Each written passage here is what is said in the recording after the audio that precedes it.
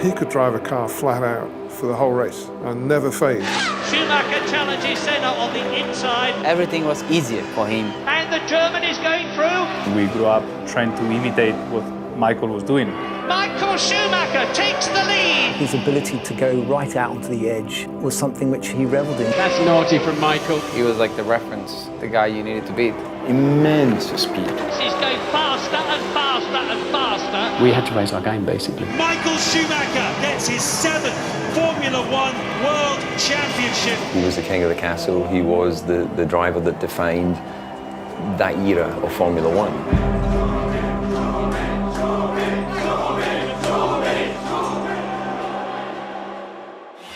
Born in Germany in 1969, Michael Schumacher started karting at the age of 4. And after winning at local, national and European levels, he moved up to single-seater racing. He learned from early on, from his childhood, that he had to deliver. When he's in this car or kart, he really had always to deliver in order to be able to get a seat. I think that never really got away from him. He would never have thought that he could ever arrive in Formula One. That was beyond thinking. Impressed with his performances, Mercedes employed Michael for its sports car team. They put Michael in the car and suddenly lap times would be faster, he was using less fuel. And he was the one who was giving us a hard time, and we were just happy when they used to put the other drivers in the car and give us a breather. He was coming together as the perfect Formula One driver. In fact, Mercedes were helping fund his Formula One introduction. The sensation of Spa has been Germany's 22-year-old Michael Schumacher, who's substituting for Bertrand Gachot in the Jordan Ford team. We gave him a run at Silverstone last week, 30 laps, and during that occasion he did a really good job. AD came to me. I was driving for Ferrari at the time, and he said, I have a German guy, he's fast, but he never drove Formula One. Can you give him some advice? And I said, okay, no problem. We were in a restaurant in Spa, and Michael came to me, he said hello to me. When he left, he didn't ask me anything. I said to him after the first session, Michael, how is it? And he said, it's really good. I said, do you remember the circuit from before? And he said, oh, parts. It was a very strange question. You raced here before? He said, I was here before, yeah. Before Belgium, Schumacher had never driven a Formula One car on a full Grand Prix circuit. He starts 7th on the grid, an incredible achievement. You get one chance to make a first impression, and that first impression in Spa and the Jordan was exceptional, and it got people setting up and taking notice. The car feels really good, and it makes a lot of fun to drive, and also for the time, I'm really happy, yeah. Senna leads, Prost 2nd, Mansell 3rd, Berger 4th. Down to Eau Rouge and the climb, I think that was Michael Schumacher. Dropping back it was. I think we have a problem with something to do with the engine, and I think it's in the clutch department. Bitter disappointment for him after the tremendous achievements of practice. Then ensued a battle to pull him out of the Jordan and stick him in the Benetton. He was given a piece of paper. I undertake to sign the contract after this weekend, because we didn't have one there. And he wrote that he accepted. But when I gave it to him and he wanted to see the lawyers and stuff like that, there was one change of word. And the word change was from the contract to a contract. I was very determined to have a Michael in the car. I talked with Willy Weber. I tell him, very happy to sign the deal with you, but not agreement with Jordan. And Monday in London, Michael and Willy arrive in my house, and we signed the contract. We did a test, I think, at Silverstone South, and yeah, it stood out a mile. My lawyers have advised me that we have 2 signed legal agreements with Michael Schumacher. We're fighting all night with Bernie. I believe I see Bernie drunk for the first time. Bernie had so many glasses of red wine because I was jumping from my couch to the couch of Jordan. And I tell Michael, you go to sleep. Tomorrow morning you're driving for us. Just not worry. Next day, happen. It works like this. I can't agree with Eddie Jordan. I wouldn't sign a contract which is not good for me. And I got a contract from Benetton which was good for me. He turned up, shiny, super fit, unbelievable speed. And I realised he was going to move the game forward in terms of fitness, strength, and an ability to deliver all day, every corner, every lap.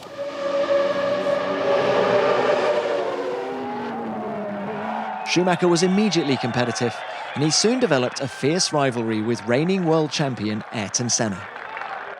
You know, he was in a battle with Ayrton. You know, they were pretty tough competitors. Ayrton, after 10 laps, he started to play a game.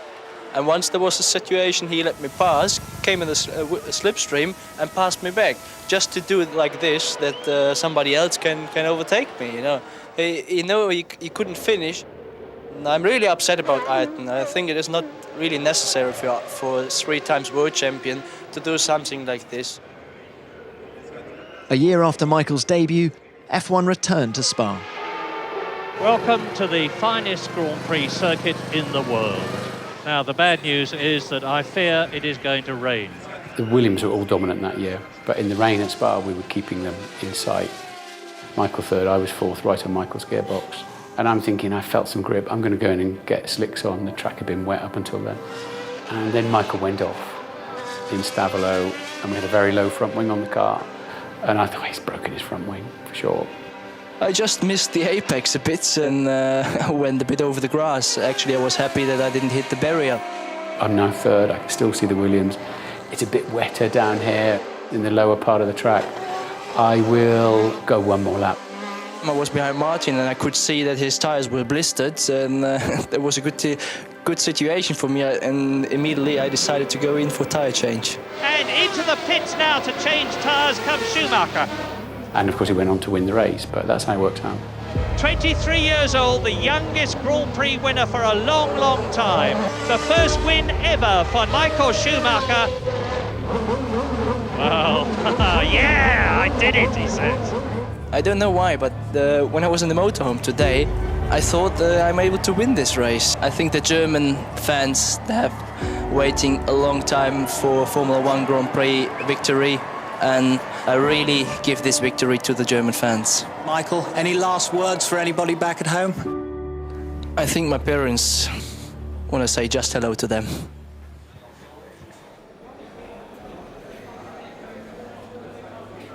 With an improved Benetton at his disposal, Michael took victory in the first 2 races of 1994. And with his great rival Senna now driving for Williams, it looks set to be a classic season. Sadly, at Imola, both Austrian rookie Roland Ratzenberger and Ayrton Senna lost their lives. The 1994 San Marino Grand Prix has been won by Michael Schumacher, but in circumstances that I'm sure he will not be at all happy about. Never really spoke about it, but I know it affected him deeply. He was hit emotionally by it for quite a while. Just win a race, but I can't feel satisfied, can't feel happy. The only thing I can say about this is hope we learn from this. I think there is a lot to learn from, and we have to use this. And things like this, they shouldn't happen without taking the experience from it. It's the only thing I want to say and I can say. But it must, as a racing driver, remind you of your mortality, and especially your family, and that was, you know, a pretty black period for Formula 1. And Schumacher wins! Schumacher dominated the rest of the year, but a series of mid-season incidents for Michael and the Benetton team meant he entered the final round just 1 point ahead of Damon Hill. You know, Michael's a racing driver, and he came from karting, and people race aggressively in those formulas, and no one had ever said to me before we went into that race, if you try to pass him, he'll probably take you off. And that looks, Schumacher's off. Schumacher's lost time. Yeah. Hill goes by. Oh, out goes Schumacher. The German is out of the Australian Grand Prix, and Damon Hill only has to keep going to be world champion. I wasn't prepared for what had happened. I never expected him to close the door on me. But in his position, what would I have done? I don't know. Damon Hill retires from the Australian Grand Prix, and the 1994 World Championship has been won by Michael Schumacher. I couldn't understand, if you were that talented and that brilliant, why you'd want any extra help. You know, these guys at the front, they try and get every advantage they can, and sometimes they overstep the mark. It was a very great battle between me and Damon. It has been a great rival. But nevertheless, the feeling about the championship, winning the championship, it's a dream. He was uncompromising and also risk-taking. I think that was just his approach to motor racing. In his moment of glory, Schumacher paid tribute to Senna. For me, it was always clear that I'm not going to win the championship, and it's Ayrton who is going to win the championship, and I'd like to take this championship and give it to him.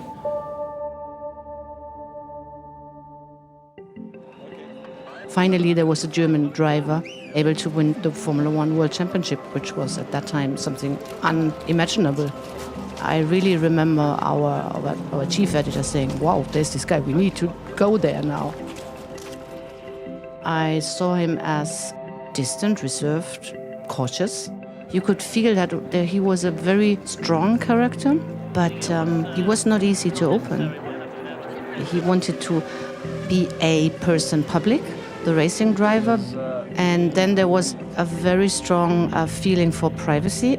Michael understood, I think, quite early on that he really needed to divide these two lives. And he did it very consequently, like everything he did. Family, they live it, you know, they're part of it, and they live the ups and they live the downs and they live the emotions. Me and Michael has a very close family, and they lived, you know, Corinna lived the ups and downs. She went through the whole thing. There was such a perfect couple, and when he went home and the kids were coming, you know, it was, Formula One was far away. Schumacher's victories continued in 1995 as the rivalry with Damon Hill intensified. Oh, what's happened? Damon's lost it, has he? It's Schumacher. They're both off, they're both out. Schumacher waves his hand in disgust. Now there's going to be a big, big argument about that. In Hockenheim, he was already the star. All stadium was for him. That never happened before. And off goes Damon Hill out of the race, and Michael Schumacher takes the lead. The championship is fantastic, but to win a race in front of your home crowd, it's something unbelievable, and I'm going to enjoy this for a long, long time.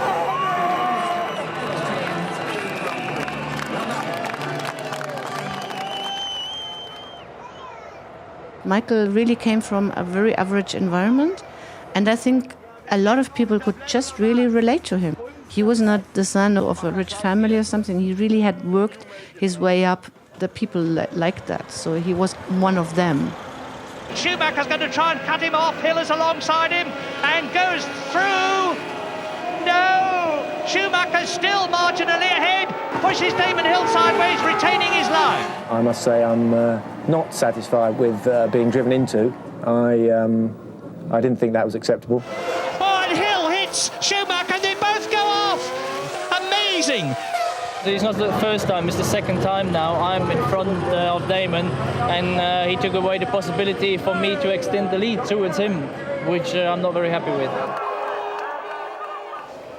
Sport and at that level is also a lot of mind games and stuff, so he obviously wanted to come across as confident and strong and athletic. Yeah, he'd go out in first practice, you know, light fuel, fresh tyres, once the track had cleaned up a little bit, and blitz a lap that he knew would just distract everyone for the rest of the day.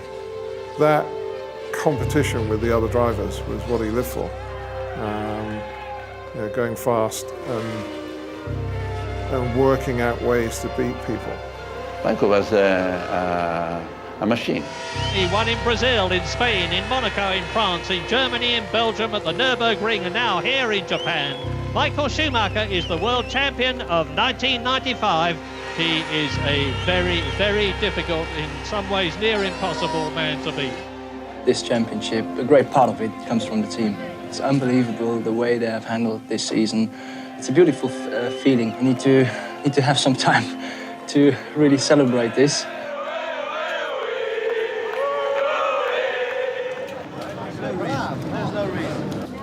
He'd fallen out with Flavio over a few things, and I was aware of them, but didn't realise it had gone to a stage where he was contemplating moving. The offer Ferrari put in the table was impossible for us to match. He was definitely fascinated by what Ferrari was representing. I was phoning regularly Luca Di Montezemolo, who was a chairman, to keep him in the loop of the discussions. He arrived in the right moment. The team was good, the car was becoming very good, so the combination was perfect. He was crucial to add something thanks to his capability, performance, and speed. He had expectation, but he knew it was not going to be easy, but he liked the challenge. But probably it was tougher than what he thought. And people thought Michael is arriving, so they should win. The expectation is not to go for the championship right now. Sure, if we have a possibility, we will use it, but I think it's rather a dream than realistic. When it was first day in, you know, he thought that is a very, let me put it this way, in a very positive way, a German approach was the right way to relate with the team. And then he understood day by day that the atmosphere that was unique in our team needed a different relationship. Michael, particularly at the beginning, was able to win races not with the best car. His first win with Ferrari in Barcelona, that was a good one because he rained a lot. We were not flat on the straight, and Michael really had a moment of the race where it was extremely wet. He made the gap, and that was very impressive. Michael Schumacher wins the Spanish Grand Prix after an absolutely superlative drive. I remember very clearly all the team on the pit cheering and you know, sharing that moment. The victory for him was an obsession.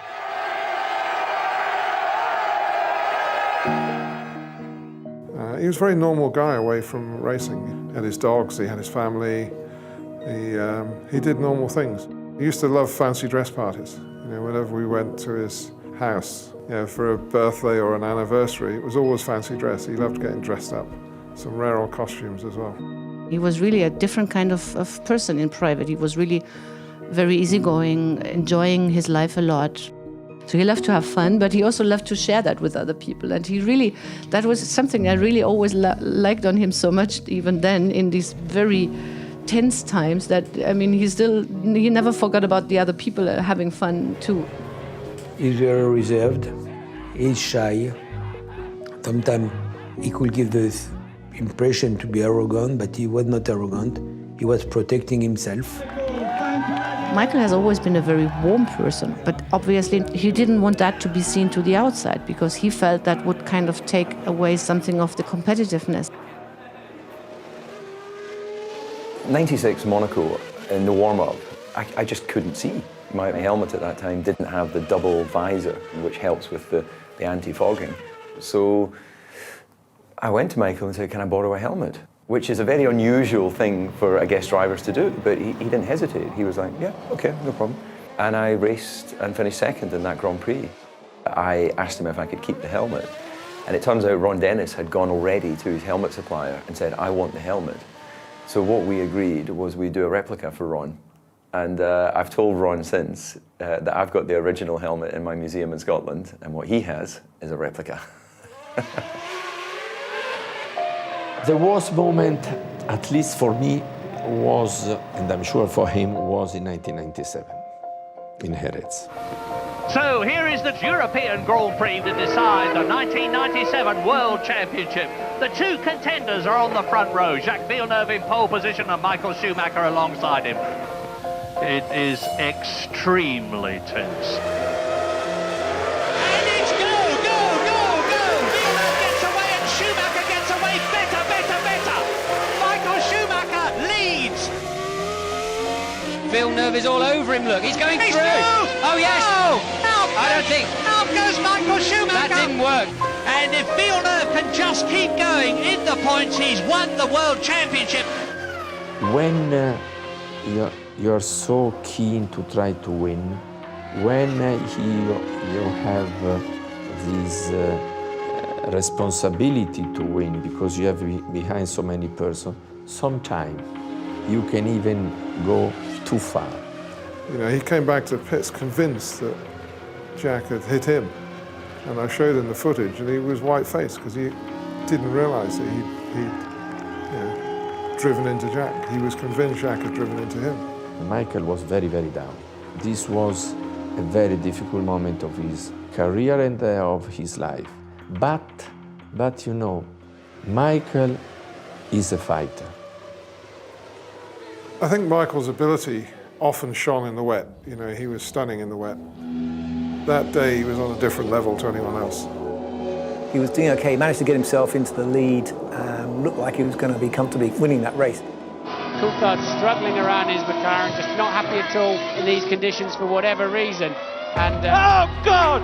Michael Schumacher hits David Coulthard and is out.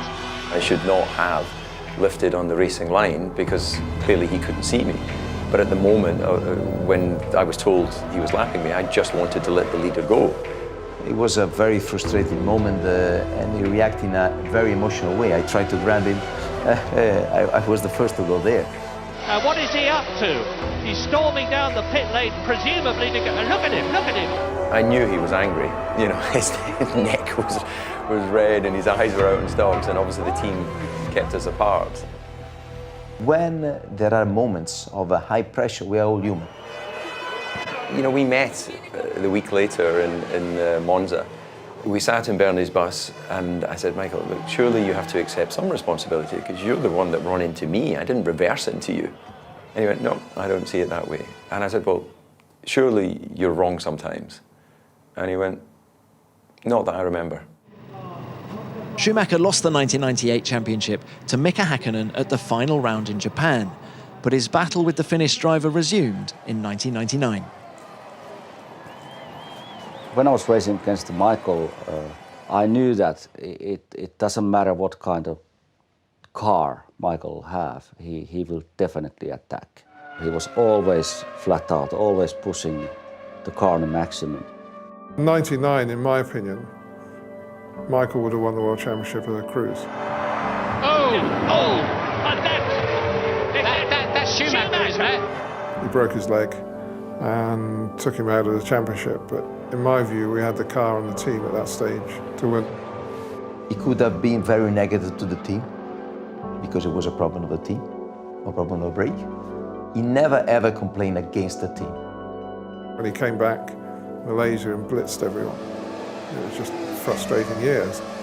I think that the big thing was the ability of Jean Todt, of our president, of the people who were really much closer to him in a smaller circle to keep him focused for the future.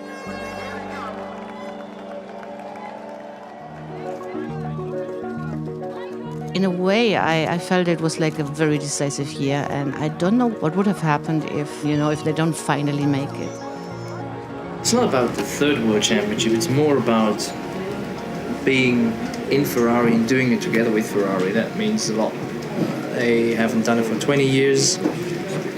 We have been twice very close, and there's a lot of reasons where it would make it a very special championship. He had in his mind one objective, to be world champion. He was incredibly hardworking in that year. He really put in everything. Pressure was extremely high, and you could feel that right away. In that moment, I was seriously upset. He is close enough, Murray. He has got the slipstream. We know he's got 10 kilometres an hour extra, but Michael Schumacher very firmly closing the door, leaving Häkkinen nowhere to go at all. I did explain to him, you know, and I often use my hands to explain something. You know, he just looked at me and said, Mika, no, this is racing. There's no point to try to follow him and then try to overtake him into the straight, because obviously he's not going to give me a room. It's correct? Yeah, I make it so, difficult. Yes, we want to win. Yes, we want to win a world championship. But you have to always remember what can happen if you do something too extreme. And that, when you're pushing somebody in a cross in 320, that is too extreme. I don't accept that is racing. That is bitter naughty behavior, you know.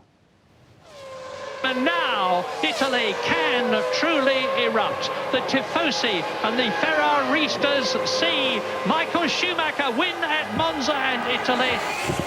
I'm not sure if you're aware, but this is your 41st victory, which puts you equal second all time with Ayrton Senna. Do those records mean a lot to you? Yes, it does mean a lot to me. Sorry.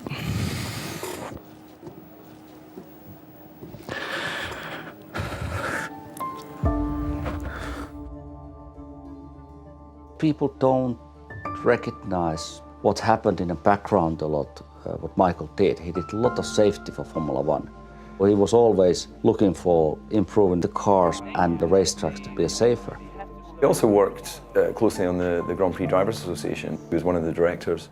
He was safety conscious. He was very much with the drivers in the quest to communicate with the FIA and to have an open dialogue and to try and improve things.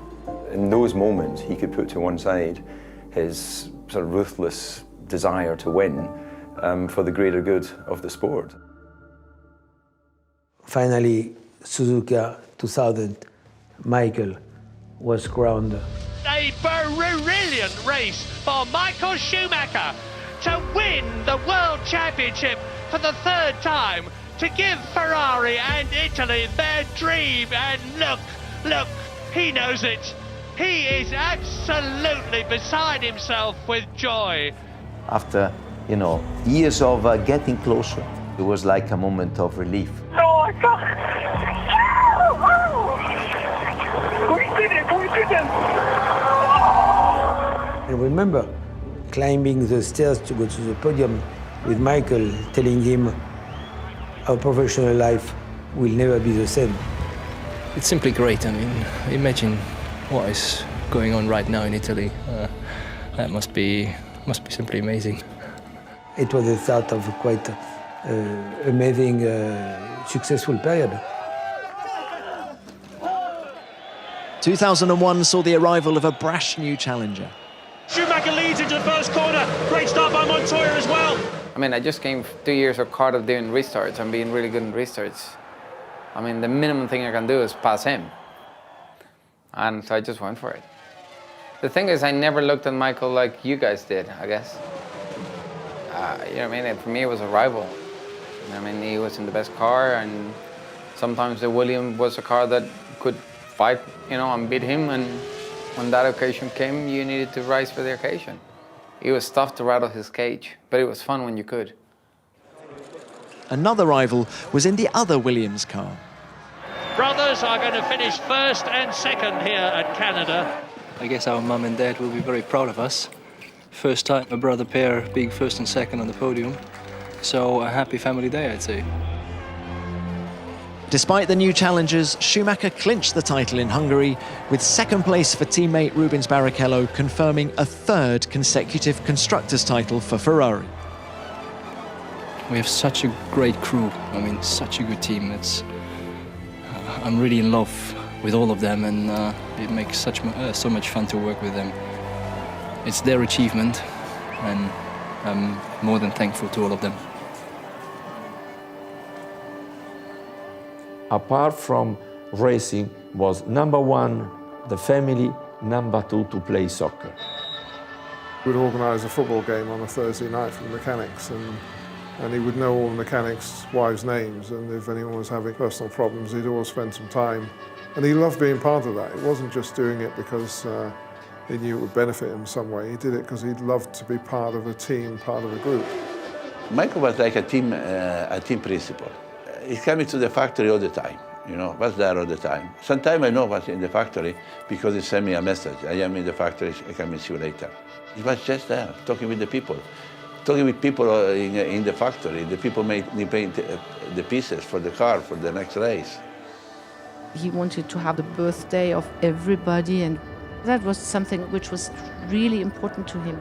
He never thought he's something different or special compared to the mechanics. They always felt like he's genuinely interested in what they do, but also who they are. He was naturally happy to share time with people he loved. Down to the last corner of the race, and David Coulthard wins, and Michael Schumacher is second. Wow, there is team orders. Michael Schumacher gets 6 World Championship points, and a bitterly, bitterly unhappy Rubens Barrichello defers at the last moment. He will not be at all happy about that. I said to the team, I said, look, if it was for first place, would that have happened? They said, no, first place, that would never have happened. And that was my main point in 2002. The last corner, and Barrichello, is he going to win, or is he going to allow Michael Schumacher to take the victory? That is a disgrace. That is a disgrace. Oh, I am so disappointed. Michael Schumacher is the race winner. He never had a #1 contract, but I mean, over the course of the season, he became naturally #1 because he had more points. I think it's a team decision. I just signed a 2-year contract with them, and I thought I should have respect. Last year, I sort of was involved in the situation because I felt the championship was much more tighter than it was this year. This year, suddenly, they told me that he would move over, and yeah, I mean, I'm not very pleased about it either. The team's ambitions is to win the championship, and you have to secure this because you never know what is going to happen in the next races. This is a very, very magical moment. Michael Schumacher wins his 61st Grand Prix, and he's a 5 times World Formula One champion. This is history. I'll be honest, I was moved when I saw him equaling Fangio's record, and he was actually in tears. And I remember thinking, God, you were putting yourself under a lot of pressure here. You know, he looked like he'd really put himself through the mill to get these results. But I think becoming the best to him was a life's mission, and I think he can say he achieved it. Michael Schumacher is coming through to take his first win of the 2003 Formula One season.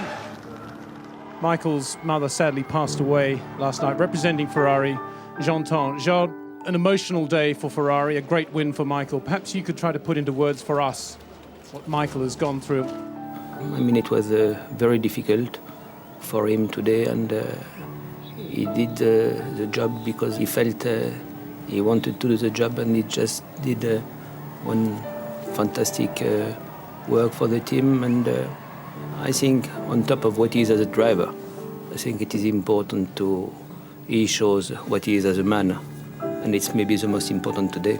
We have to separate the human side to the professional side we have, but it's kind of a tough one today. It's good that he has won the race just to, at least give him a little bit of a good feeling inside, because he's going through a difficult period. These famous periods where, with the strategy we had, I think some racers say, right, Michael, we'll go nail it now. And he'd be doing qualifying laps, 15 laps. And other drivers couldn't do that. It means mind, it means concentrations, it means capability to be very strong to maintain this very, very high level. He just raised the bar of what a Formula One driver should do. Michael was always able to understand the race. He was able to explain how to develop the performance in each and every single frame of the lap.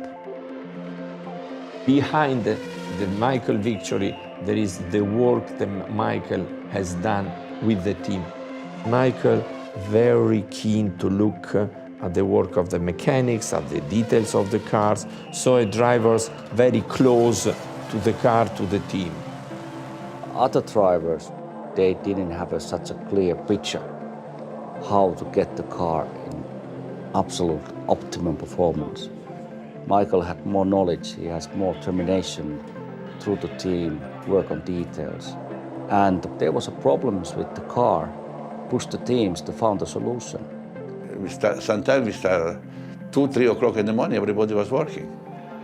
And this is not for the money, the people was working because want to give the best car to Michael, because we know if Michael had the best car, we win the race. You know, he rallied his team around him and made them believe that he would take the car to the absolute limit of its performance. Michael has a natural leadership. It's not something you learn, it's natural. It's in him. This historic moment when Michael Schumacher became the first 6-time World Formula One champion. Without a shadow of a doubt, it's the greatest achievement in the history of Formula One racing. Corinna, congratulations. I'm very, very happy. So what can I say? 6 times, never did it, so...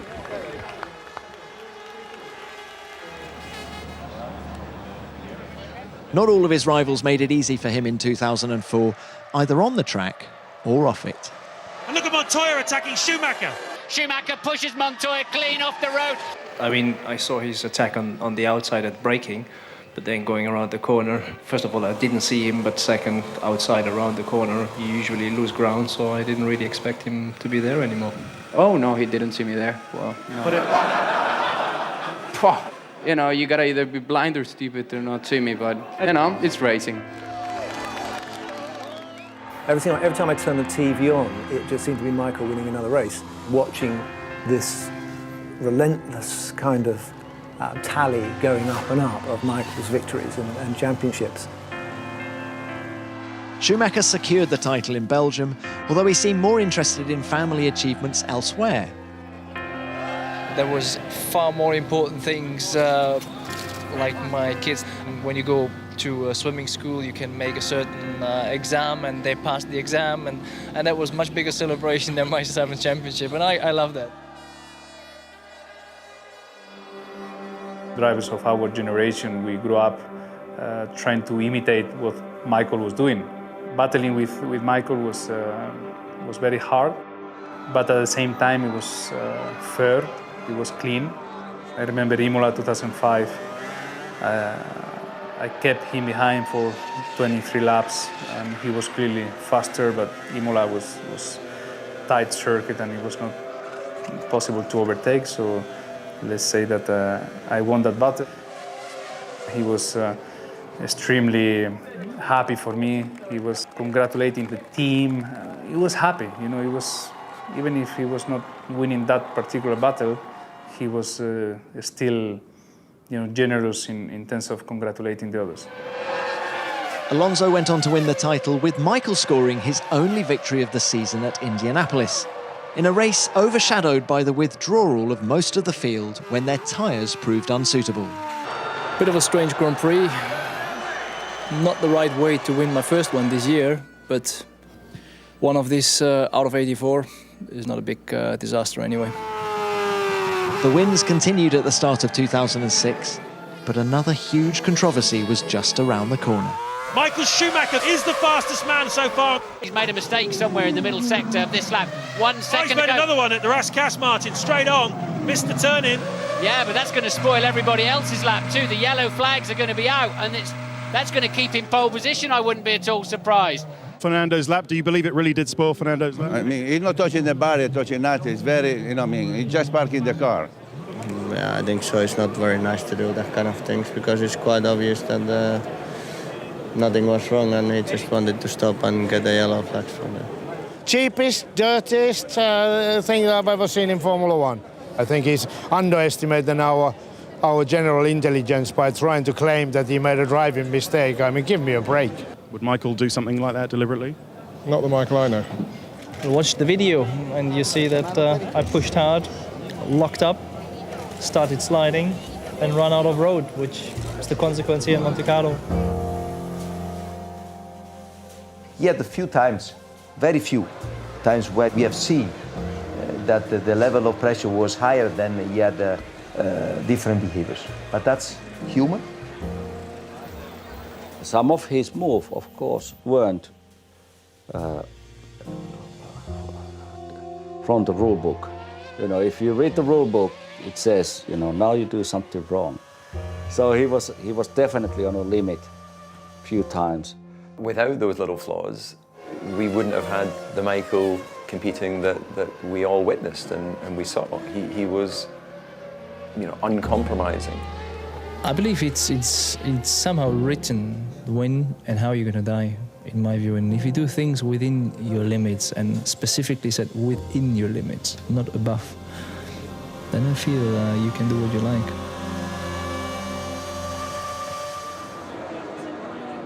He was maybe enjoying that he was fighting for the championship, but then in the middle of the season, I knew really that he was going to retire. It's now official, apparently. A press release is going out as we speak. Schumacher is retiring from Formula One. At the end of this year, I've decided together with the team that I'm going to retire from racing. I should thank my family, who at all time supported at what I was doing, and without their support, without their strengths to survive in this business and this sport and to perform, I think it would have been impossible, and I can't be thankful enough. I think maybe he took a bigger weight from his shoulder, and he was softer and more free. You could feel that he was lighter, you know. So this is the final Grand Prix of Michael Schumacher's career. He's going out fighting. He's racing with Raikkonen, who's trying to block him into turn one. Schumacher's having none of it. They're side by side. Don't collide, guys. Please don't collide. Raikkonen gives him room. Schumacher is through. The crowd go bananas. And that says everything you need to know about Michael Schumacher's spirit. Yeah, I mean, he's a very special guy. He deserves, you know, the 7 titles he has. I will miss him definitely a lot.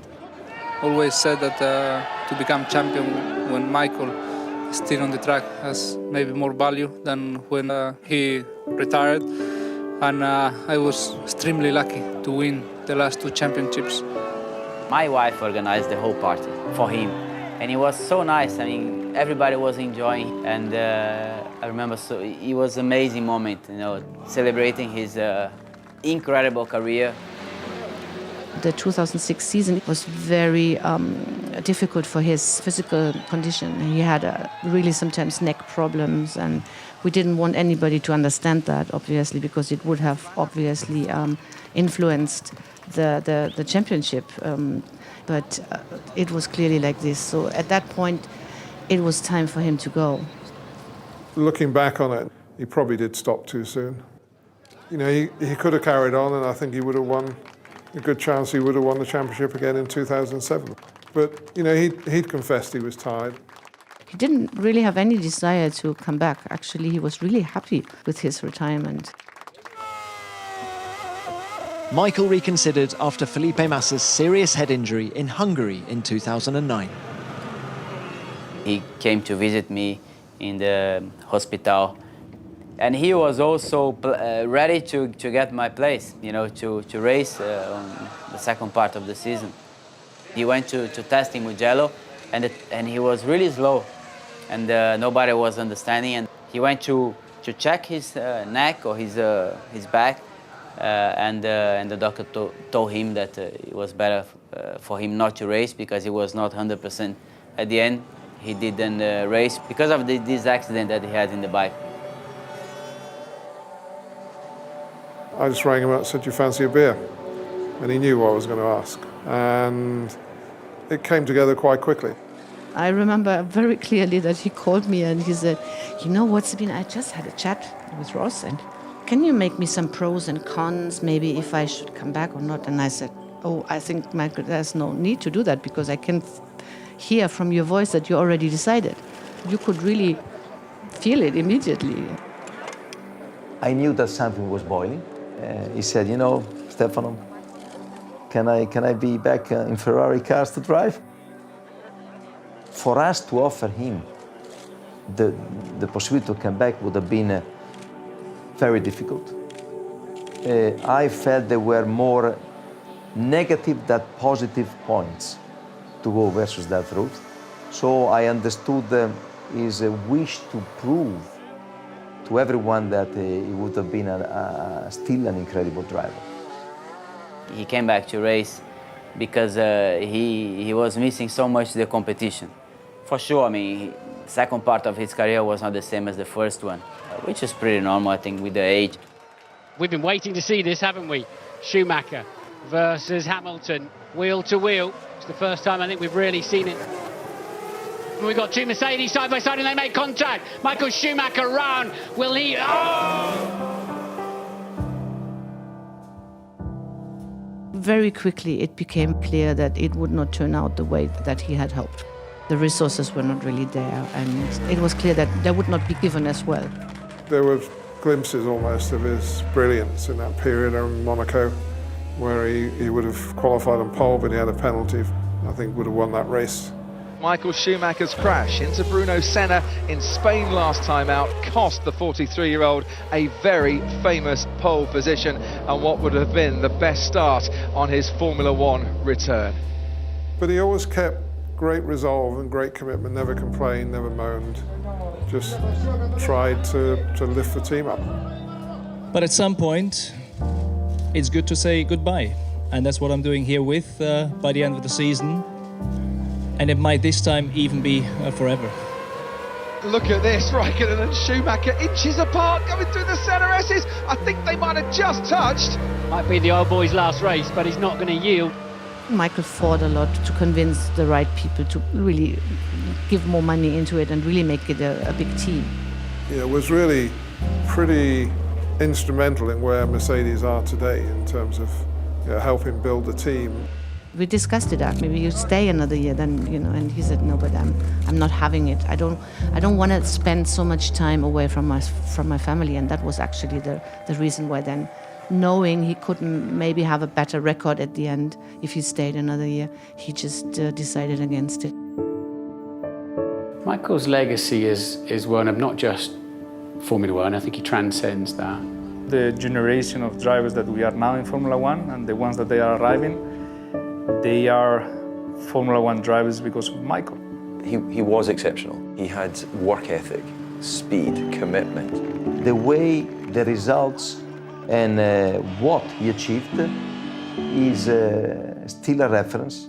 He's amongst the most legendary figures in motor racing.